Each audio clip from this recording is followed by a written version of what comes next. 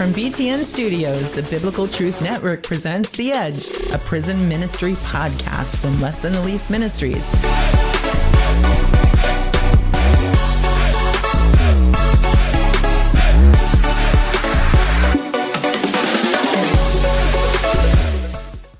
Hey, everybody, I'm Bill. And I'm Stephanie. And you're on The Edge. Hey, welcome back. It's been a long time. It has been a long We time. haven't done a podcast in, it seems like, forever. No, we've been busy. I think it almost killed me the past month, but... What, not doing a podcast? No. Oh. All the other stuff we were doing. What did we do? We had 2 concerts. We had our benefit dinner. Our 25th anniversary benefit dinner. That was a big one. Yeah, the 25th anniversary of Less Than Least Ministries, not us. Oh, yeah, no. And then we also had the thing with Council Member Twyla Carter. That's right. And so, yeah, we... So much stuff I'm forgetting, all the stuff. Yeah, one of those concerts was in Bartlett, which is up near Austin in Williamson County. But I got to see Hill Country, so that was pretty. Yeah, that was nice. It was a bit of a trip. Got to stay with our friends Tom and Kathy Laws. And we got our last concert, our prison concert tour coming up on the 23rd of November. We'll be at the Styles Unit. Styles, get ready. We coming. That'll round out this year's tour. It will. That will bring it to an end, and then we'll start getting ready for next year in Alabama and Florida. Hey, so get us some names of those songs that you guys like out there that you're hearing on Contemporary Christian Radio, because we're getting ready to build next year's set list. So yeah, get ready. Yeah, so we can get ready. Yeah, so we want to play what you guys want to hear and worship to. Yeah, one last little piece of business that I want to do, honey. You know, we've got some states that have just one subscriber. We've got Hawaii, Idaho, New Hampshire, South Dakota, and Wyoming. Okay. They all have one subscriber. So whoever the one subscriber is in those states, we need you to tell 10 friends. Remember that old commercial with the telephone, tell 2 friends, and she told 2 friends, and so on and so on. That's really old. It was a long time ago. Yeah. Wow. Yeah. Did they have telephones back then? You sure wasn't a telegraph? I'm not as old as you. So yeah, I wasn't. Telegraph was way before me. Oh, was it? Okay. Yeah. We used to have one. Yeah, I bet. You guys used to have a party line. He tells me about this party line. They used to have. Yeah. It was crazy. Are you kidding me? It was crazy. The phone would ring in our house and in our neighbor's house at the same time. Wow. Okay, so with that, hey, we want to hear from you. If you're the one who's subscribing in those states, write us a letter. We'll put the address up on the screen. You can send us a letter. Tell us you're watching. You're our subscriber. We'd love to hear from you. We might even send you a little something extra, and then get some folks watching with you. Okay, with that, we have a great guest today. In fact, we got 2 of them. 2 of them. Yeah. Only one of them's great. Can't you count? Wow. You're bad. We'll let you decide which one it is. No, I'm going to let you take the heat on that one. No, I got nothing to do with that comment. We'll let our I'm still viewers telling you, I got decide. nothing to do with that comment. You're taking the heat on that one. Yeah, I sure am. We've got some guys from the Prison Entrepreneurship Program. I call it the Entrepreneurship Program. Yeah, that too. And I just try and get through it as quickly as I can. And the P.E.P program, we'll do it that way, the P.E.P program from PEP.org. And it's a Texas program for people who are incarcerated in Texas. And we're going to let them tell us all about it. Yes. So what do you say we bring them in? Let's do it. With that, Chris and Jeremy, welcome to The Edge. Welcome. Hey, guys. Hi, thanks for having us. Thanks for having us. Thank you, Webb. We've got Chris Valka. Did I pronounce that correctly? Correct. And Chris is the CEO of the P.E.P program. And then we've got Jeremy Jones. Did I pronounce that correctly? Yes, sir. Okay, good. I got both of them. Sure hope so. And he is a Life Caddie and an alum of the P.E.P program. Wow. And he is the better one, actually. I'm going to take the heat off of you and help you save you from yourself a little bit. So, Jeremy is the better of the 2 of us, for sure. Well, we appreciate it because Bill needs all the help he can get. I love getting an assist here from Chris. I owe you one, Chris. No worries. Okay, Chris, why don't you tell us a little bit about what P.E.P is all about? Yeah. Yeah, so PEP, we is actually, you could pronounce either way, but usually most people say PEP, was founded 21 years ago with the idea that, business executives could help teach business skills and entrepreneurship skills to those who are incarcerated. Not everybody had to become an entrepreneur to be a part of the program. It was really just those that wanted to learn in business. But entrepreneurship is a really great way of not just learning how to, do business or sell a product or a service, but really how to talk about yourself and undergo your own transformation. What makes PEP stand out is that we bring volunteers into the units. There is a Shark Tank style competition, if you will. It is rooted in 10 driving values and character formation. But what we start on the inside about 3 years prior to release, we continue on the outside. And that outside work is actually where Jeremy's work comes into play, because we will provide you with all the services we need that you may need to be able to successfully transition. And, among other things, we boast stats like 100% employment within 90 days of release, 43% home ownership within 3 years, average wage increase of $17 to $27 in 3 years. And there's just a lot of impressive stats. But I will tell you personally, what I love about the program is, we started off kind of thinking like if you could get a job, if you could help somebody get a job, then they can really transform their lives. The job is really a means to an end. It's really about giving people a sense of belonging. Jobs are often a huge part of that, but really what PEP is about is helping you find a new way to belong. Okay. And, I like the idea of it doesn't necessarily have to be that you plan on starting a business Right. because Yeah. it seems like there are a lot of people in the workplace today that don't really even understand what a business is all about. Right. And without that understanding of what business is all about and how it lives and breathes and succeeds, it's easy to lose sight of why you're there and what value you bring. So it seems like you provide a lot of those intangibles that the employees need. Yeah. Right, that's right. I mean, if you are thinking about, I mean, if you're looking to even just work, I mean, there are certain skill sets you need to be able to have. You need to be able to take some criticism. You need to be able to talk and communicate effectively. You need to work in a team. And this is all stuff that, if you are going up in a pitch competition, you're going to have to learn these things, and you're going to take a lot of hard advice from our volunteers who are executives and a lot of coaching. And that's pretty transformative. And that's going to be helpful in the business place, whether you're the business owner or an employee. Yeah, because and I imagine that it helps to direct some of that self-reflection so that people can even understand what their skills and value is in the marketplace Right. and how That's to right. Well, and learning, translate that to prospective employers. yeah, and learning some confidence about owning your own story.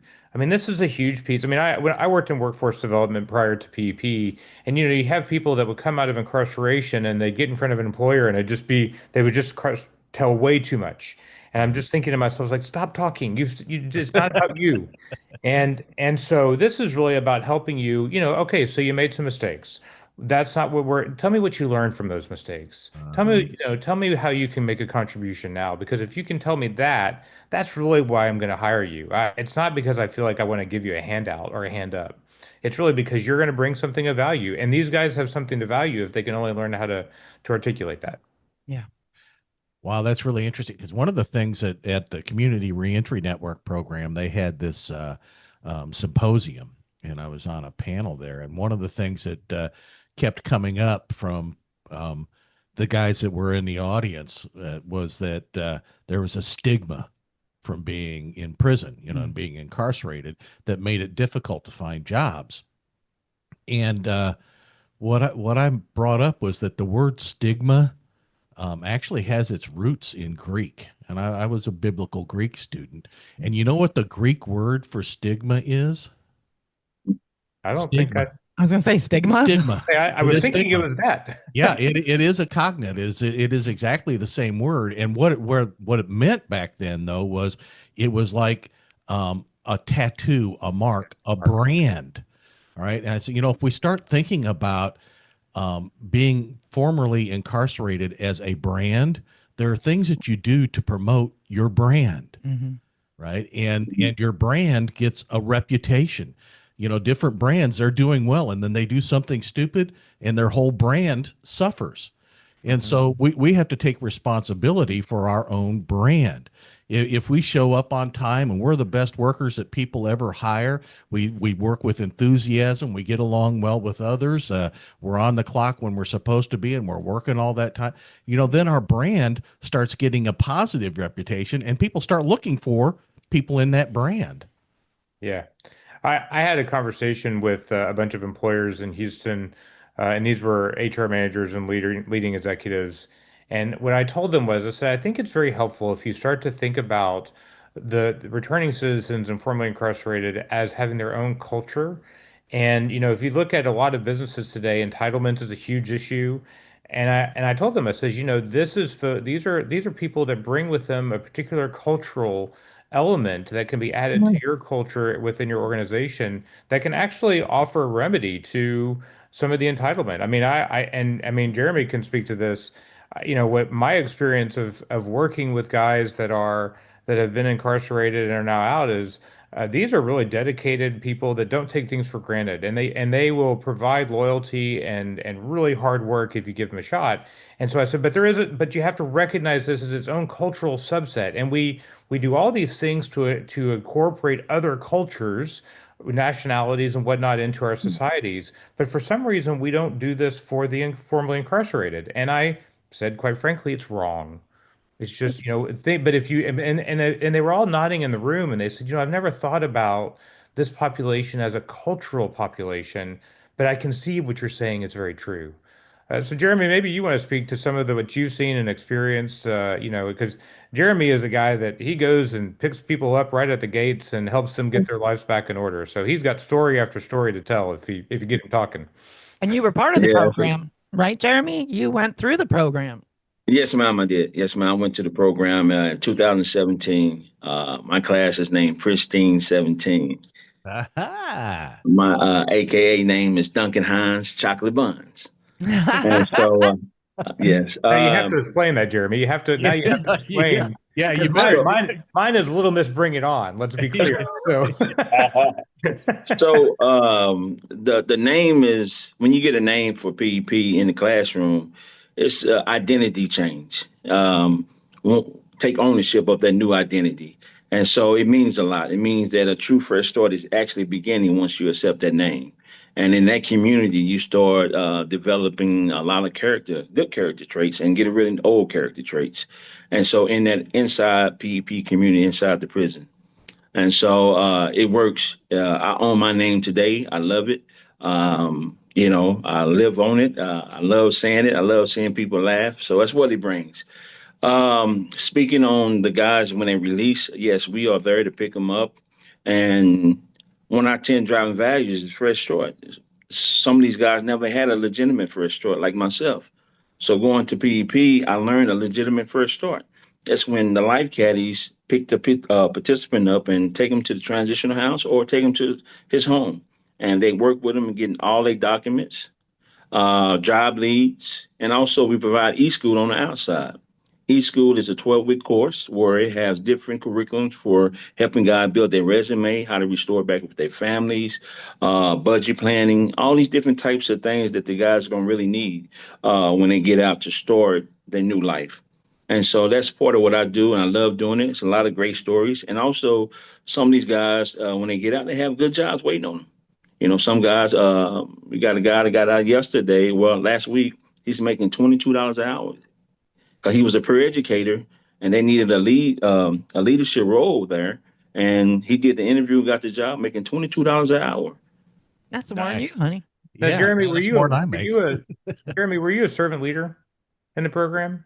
Well, I actually had, I was going to be, I went home Okay. right before that in 2017. Okay. But I was a top 3 finisher in the competition. Okay. Holy Smokes Barbecue, where we bring holiness to your hungriness. in a town near I you. like that. I like it. And that was only a number 3. Wow. Yeah. No, I'll tell you. So the guys when they pitched their plan, I mean, so I'll tell you, my wife came to prison with me for the first time in June, which was its own funny story. With the kids were with their grandparents, and I said, hey, why don't you come with me to prison? I was relatively new to PEP at the time, and she's like, this isn't what I had in mind when we were going to just have the two of us. And she was pretty nervous. She'd never done anything like that before. And when I saw her at lunch, and she's like, "Oh my gosh, these guys are really good." And then it was also a graduation, and at graduation we bring the families in, we bring their kids in. They get a certificate of completion, a certificate of entrepreneurship from Baylor University. And for many of them, like we had a graduation a few weeks ago, and over half the class, that was the first time they'd ever been in a cap and gown and walked across the stage. And Wow. their families see them like that, and it's a real, I mean, it's a moment of great transformation for the families because now all of a sudden, they have a fresh start. They see something new in that loved one. And I'm a former educator. I guess I am an educator still, but former classroom teacher and university administrator. And I've been to a lot of graduations. None of them hold a candle to what I see at PEP. This is where, a prison gym floor becomes sacred ground. Hmm. I don't have to imagine that conversation with your wife because Yeah. Yeah. Yeah. she didn't do any prison ministry before before No. we got And involved. now we Oh, there eat, and now here you breathe, are. Okay. sleep, walk, talk, prison ministry. Everything's about That's good. prisons. Usually dates are spent in prisons. Yeah. I take them to all the best prisons. Takes me to all the best prisons. And Well, I'll tell young. you, I'll tell you my theory about what I've learned from PEP is when it comes to broader society. And actually, I was at for the last 2 days, I've been part of an economic mobility summit on how do we, create upward mobility for people. And, in scripture, you have this moment over and over again throughout salvation history where God is trying to talk to a people, and the people, they don't need God, they don't really listen. And then something goes wrong, and they look at another group of people and they say, "You are the reason for our ill," and they cast them out. And that group of people, cast out, now has ears that are willing to hear. And God says to them, "I tried to tell them something, but they couldn't. They weren't going to listen. So now that you've listened, I'm going to send you." And I actually think that those who have really gone through the real act of redemption, in prison, have something very important to tell the rest of us in our communities. And what I see at PEP are, people, whether they were incarcerated or not, are volunteers. They know they see something new when they go into prison. They see how much they need a second chance. They see what it means to be really authentically in front of somebody and really take off the masks. And we are in an age where belonging is hard and being authentic is tough. And we're very distracted, and you can't do any of that in prison. And so you have this population that comes out, and I think they can remind us of things that we've forgotten. And I think that's the real power of PEP by bringing these business executives in who then go to tell the story. I mean, I just came from lunch at Amagi Bank, and we were, I was the senior executives there were talking to the rest of their teams about, what it's like to go in prison. And all of a sudden, our communities, well, they become second chance communities that really do that. This reentry stuff, that the stigma that you were talking about, maybe it doesn't have to be such a mark, or even if it is a mark, it doesn't matter so much anymore if enough people are willing to see what all of us have seen. And Yeah. I think that's the remnant spirituality that could really be very powerful for our communities if we let them be. Now, you mentioned some things early on that I want to make sure that we touch on because people are watching this, and not all of them are in Texas. Hmm. A good number are, and you said 3 years before exit, Hmm. you have to be at least 3 years away from your exit date before you can even be considered for PEP. Right. And it is a Texas only program, if I'm not mistaken. Well, both those things are in the process of change. PEP, I mean, there's been a lot of other states that have wanted PEP to come there, and our board is putting together a fairly aggressive plan on how to scale outside of Texas. Mm. And so in the next 5 years, we're in the process of really, getting that to a place where it can be packaged and then put into other states. We are right now beginning that process because we are working out of a new maximum security prison with kind of a hybrid model approach that we believe could be replicated. And so we're piloting some ways of running this program differently than we have in the past. So I would tell you to all that, stay tuned. Excellent. Okay. Excellent. I was Yeah. gonna think that was going to be my question. How do we expand this? Oh, well, But hey, We're working on, and I think I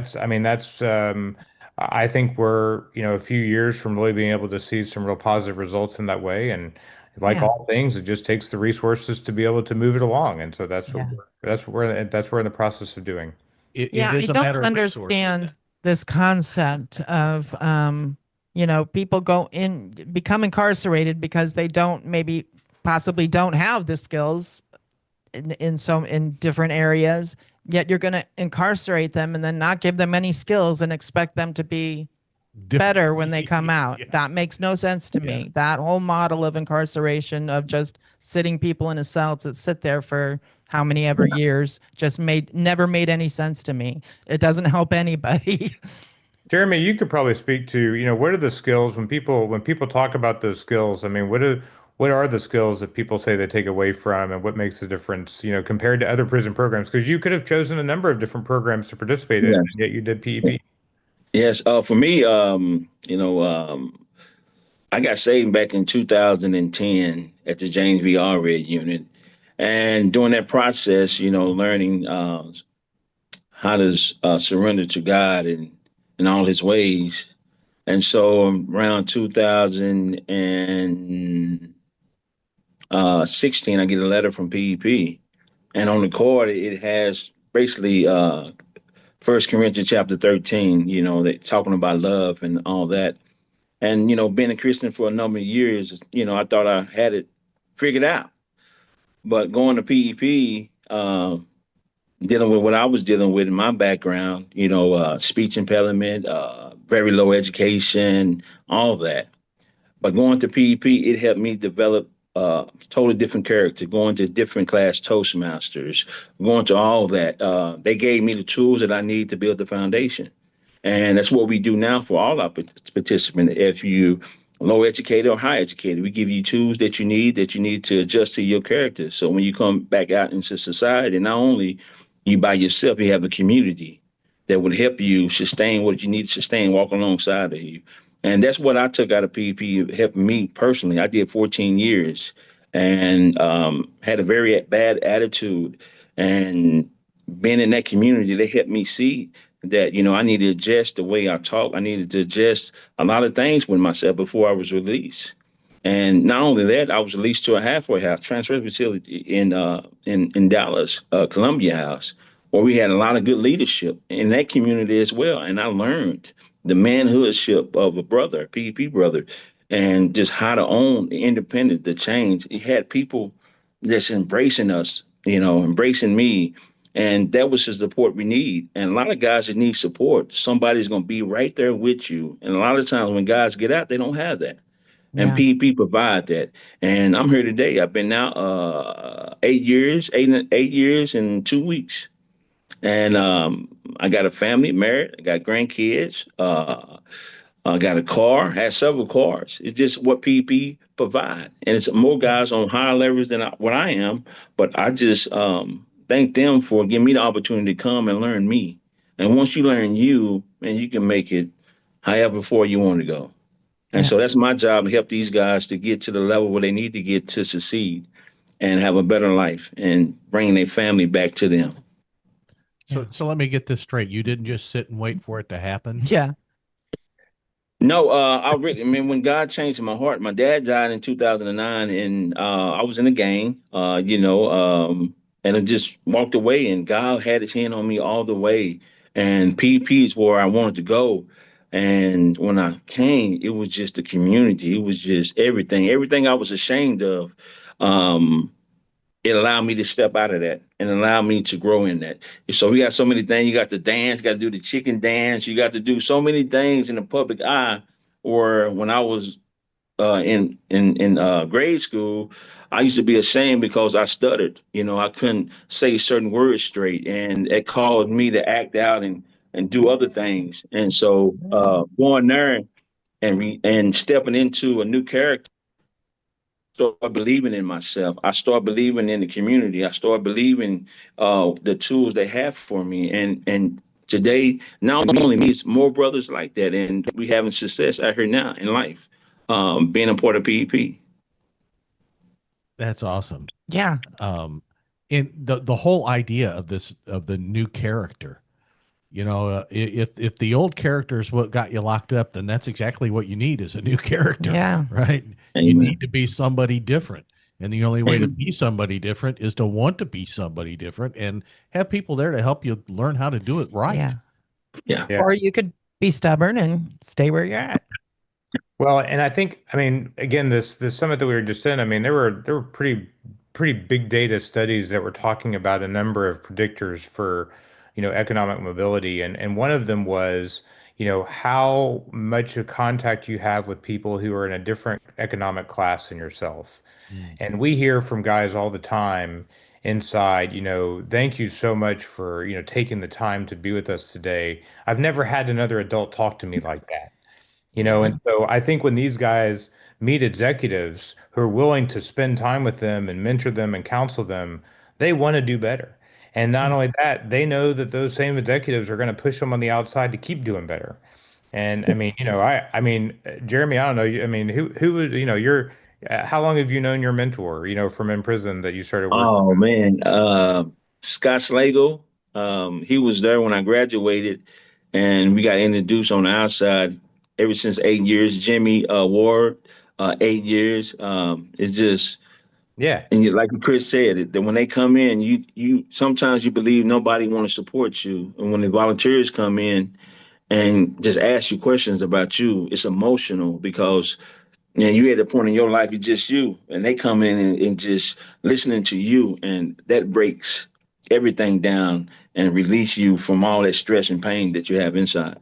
The Well, and volunteer. if you go to our website, and you look at the Voices of PEP section, which is under news and events at pep.org, you'll not only just hear from participants, you'll hear from volunteers, and these volunteers will talk about how, I mean, just as much as Jeremy said how meaningful it was for him, it's just as meaningful for them. I mean, I remember one of the first volunteers I met when I was new onto the role, and he brought a bag of thank you letters that he had kept for the past 16 years because of how important those were. And he says, if my house were to burn down, those thank you letters are the one thing I would take with me because Mhm. they mean that much to him. And he now, some 16 years later, he is still seeing some of the guys that he mentored. He's, been to some of their weddings. He's, gone to Thanksgiving with them.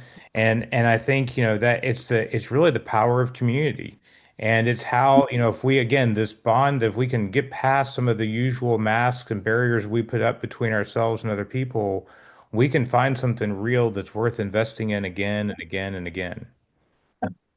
How do people do that that can't get into PEP, the PEP program?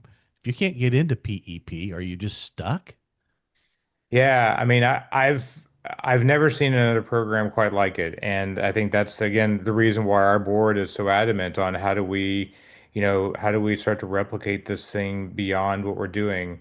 But I would say that what becomes the stepping stones. I mean, when we start to evaluate where we go from here, it's going to be finding nonprofit organizations that have relationships with prisons that they're already because I don't PEP can't go like we can't do that work. This is relational work. And so, but finding the right kind of partners to partner with, that'll be the key. And I think even on the reentry side now, I mean, what I'm saying to our municipalities where we're located in is, look, we can do a little bit for our guys, but we can offer leadership, we can offer we can convene, we can convey best practices from what we've learned, and that's really where I see our role is. but it's going to be finding the partners that are out there that say, no, I think you're telling me something that I want to learn more about, and we just start learning together. And that's And going to be the key. I really think that's a great idea. You know why? Because we're doing the same thing. That's exactly what we're considering with our own expansion is, getting out of Texas. Well, what is that going to look like? Well, that's going to look like other prison partnerships and with other volunteer groups in other states that are willing to take the curriculum and bring it in and facilitate the class, Yeah. basically. So yeah, and that's why I love the idea of all these different organizations and ministries really coming together and working together. We all have the same boss. We all want the best for the incarcerated individual and the released individual. So, I yeah, think I think that's the Jesus model of this. I mean, you took 12 people and, Jesus just, he didn't really, there wasn't a lot to that. It was real simple. It was like, I'm sending you. Yeah. And, at that time, there was no church. There wasn't even a Bible at that point. There was nothing. Yep. yeah, And Jesus identified a few key individuals that said, I believe in this. And, from there, it was one small community after another small community after another. And I say all the time to people that I think we often try and do too much too fast. And we try and incorporate, what about this person and what about that person? We think about all the exceptions that we're trying to include.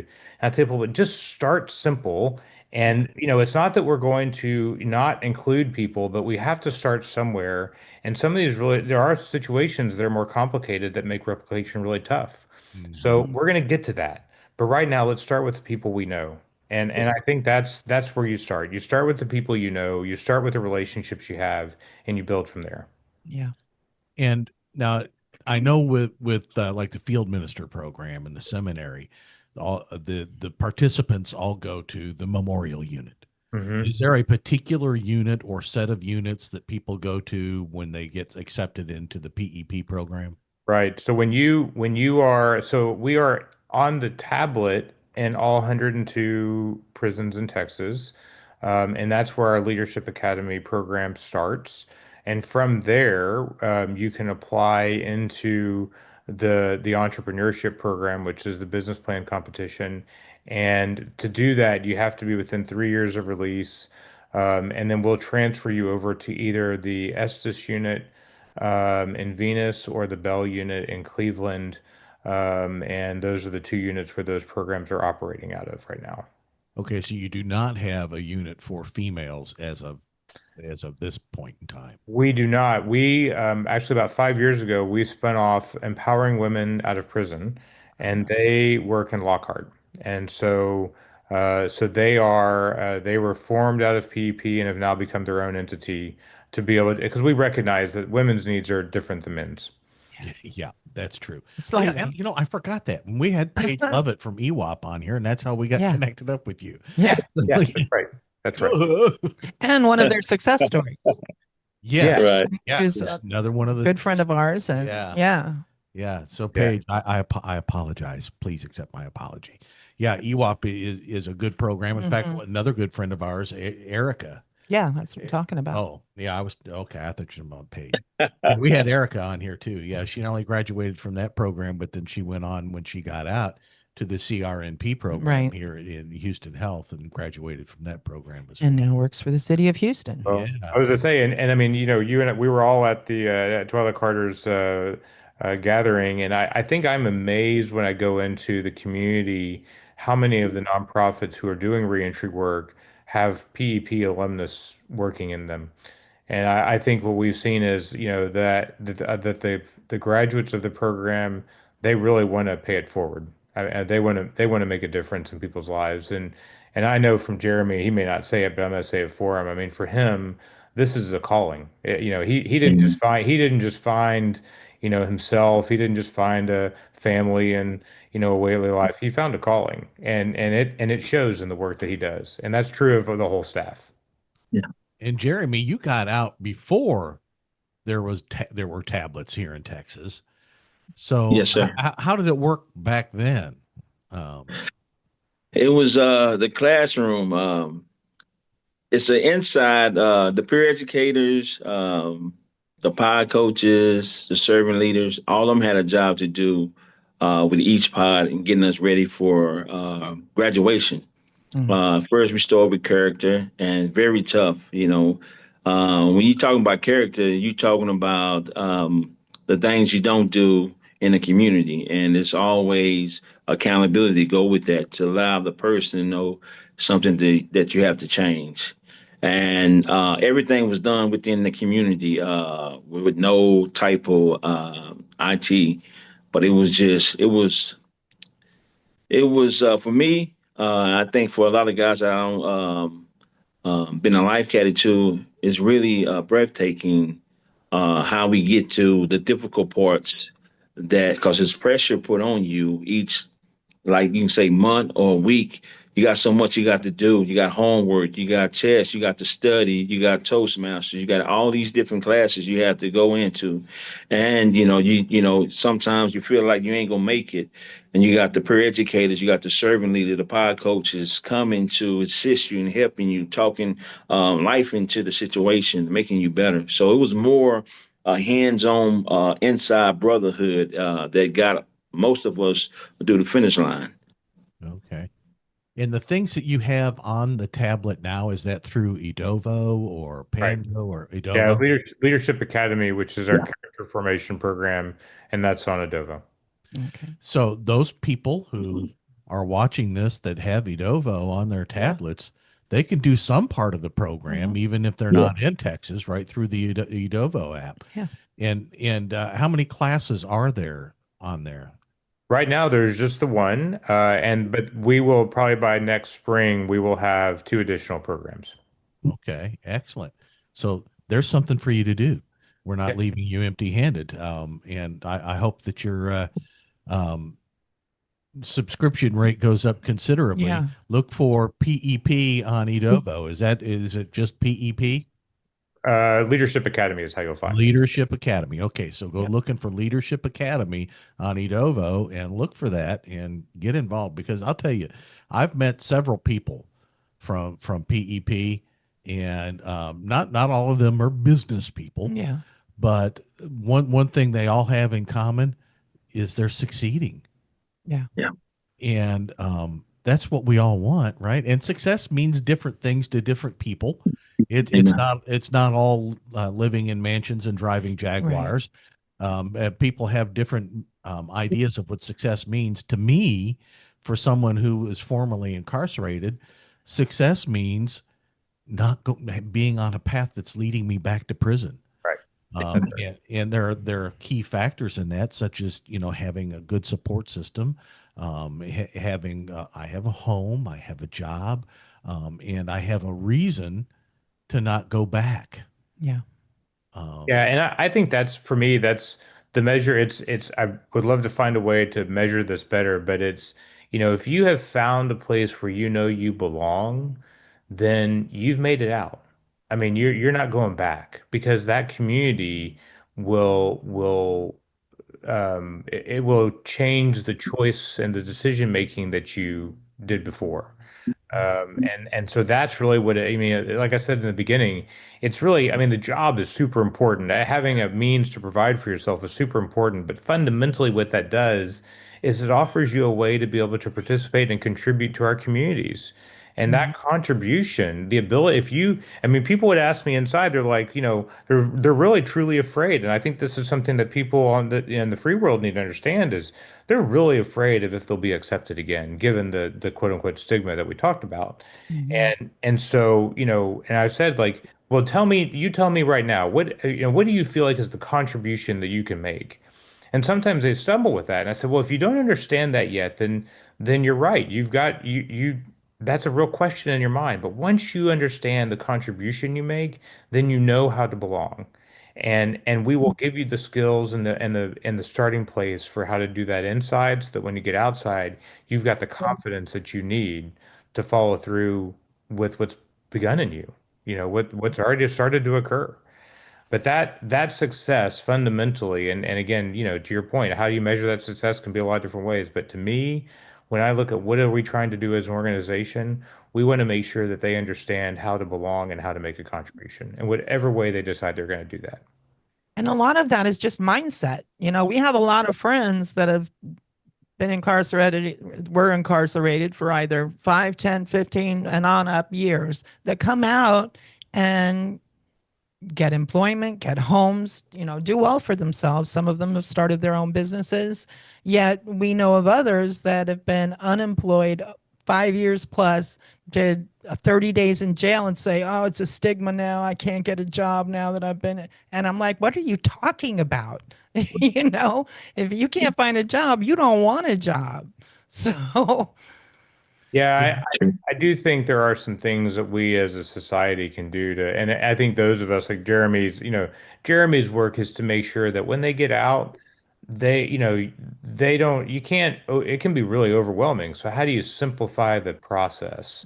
Do this, then you got to do this, then you got to do this. You got to, here are the decisions you've got to make today, and there'll be another decision you got to make tomorrow. But yeah, I think if they cut, like we look at it, and I tell people, I was like, your first, 2 weeks out, you don't expect to have a job. You've got some other yeah, things you need to do. You've got to get food, you've got to make sure you've got housing, clothing, you've got to get some insurance, you've got to get identification.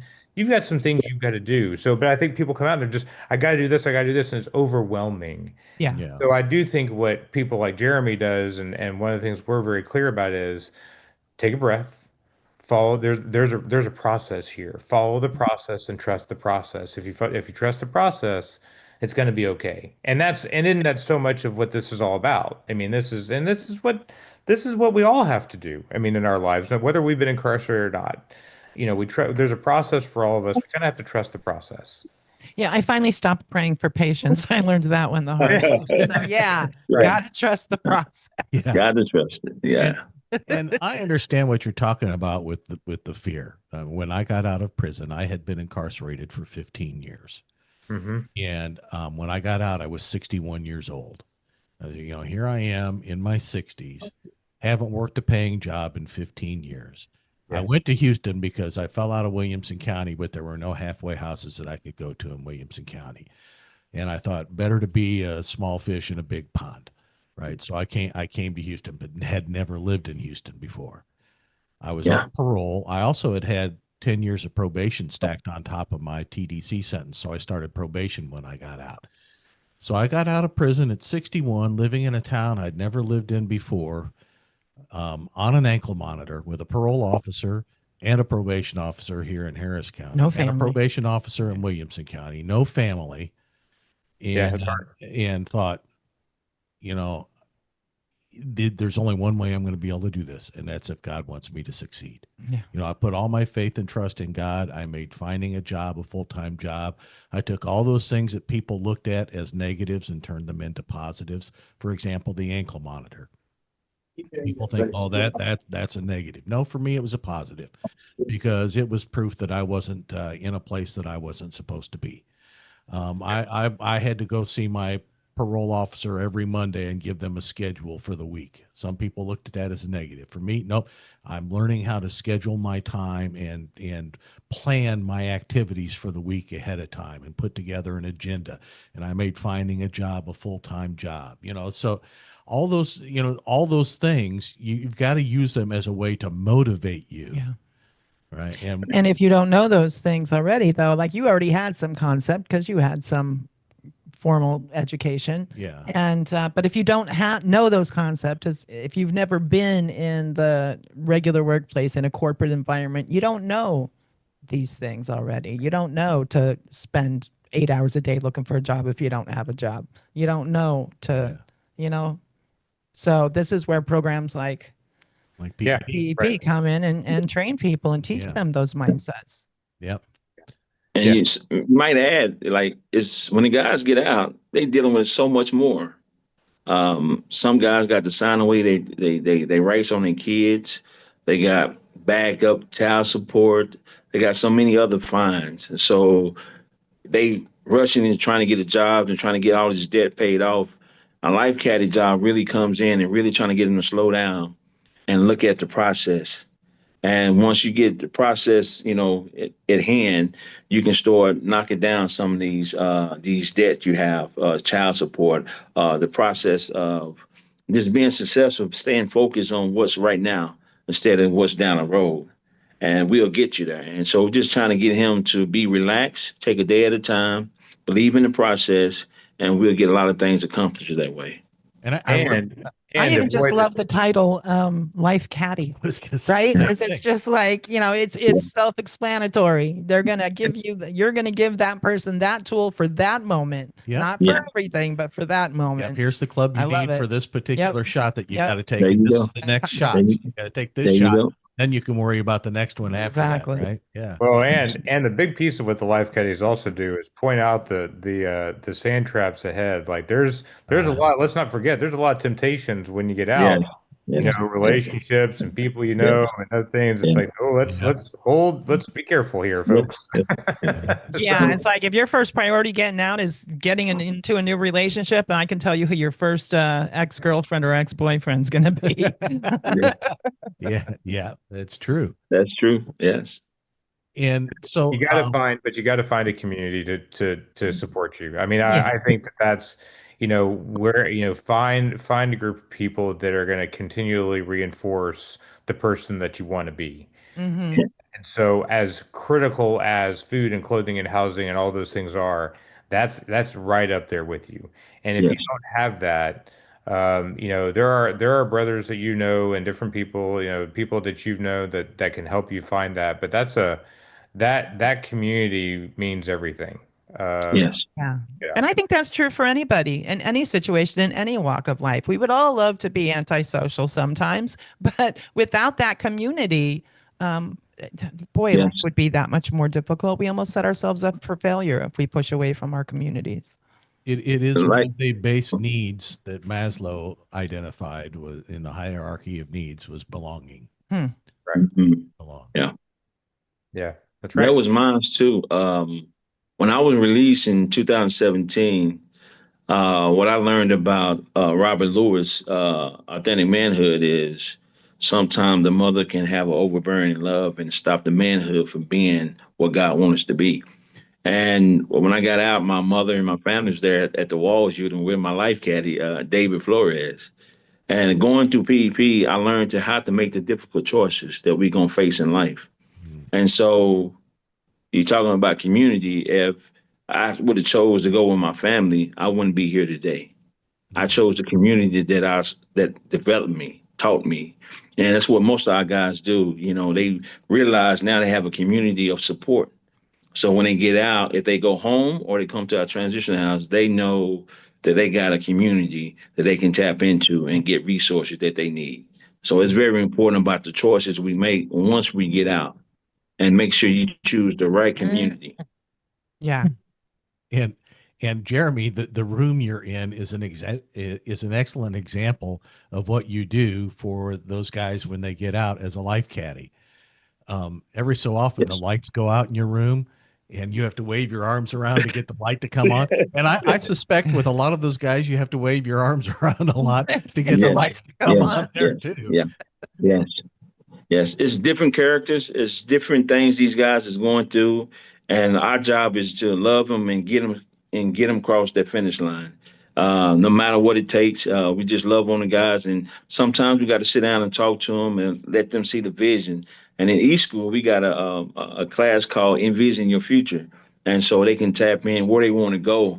And in that, we keep up with what they doing weekly, and we try to make sure they on the same track, on the same pathway. And so we really get really in depth involved with our guys. Excellent. That's excellent. All right, Chris, there are guys watching this now who are saying, gee, I'm interested in PEP.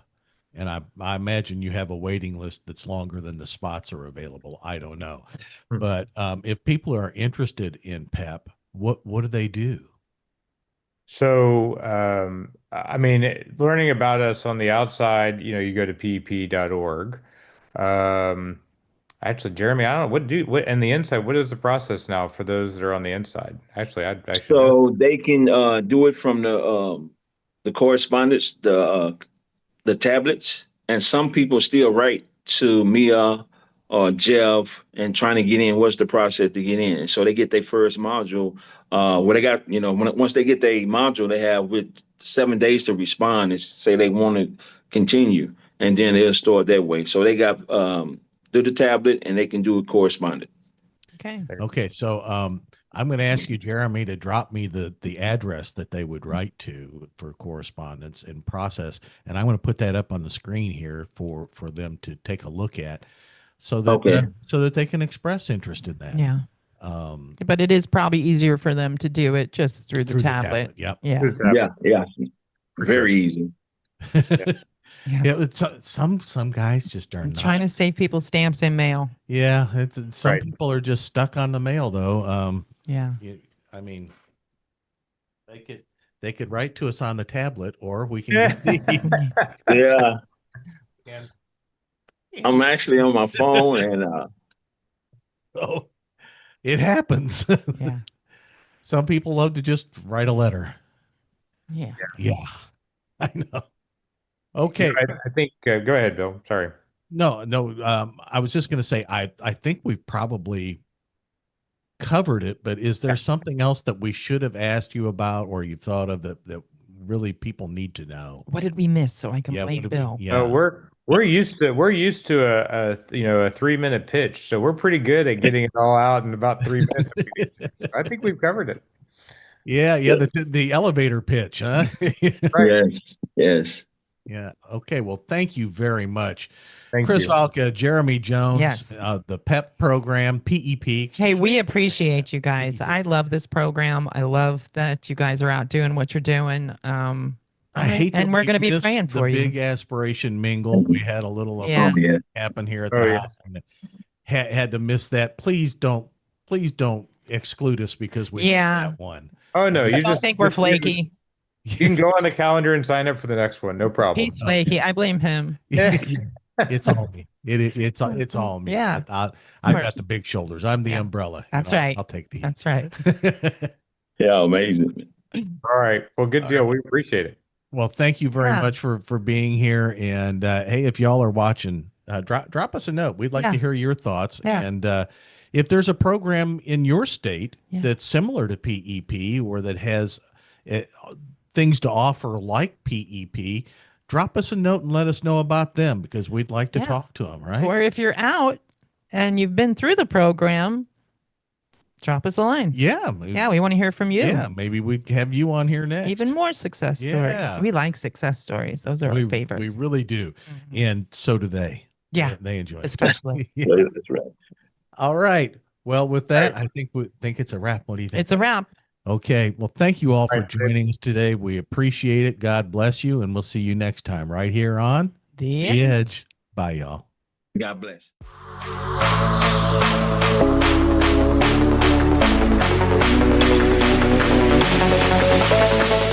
Hey, thanks for joining us today on The Edge, a Less Than the Least Ministries podcast.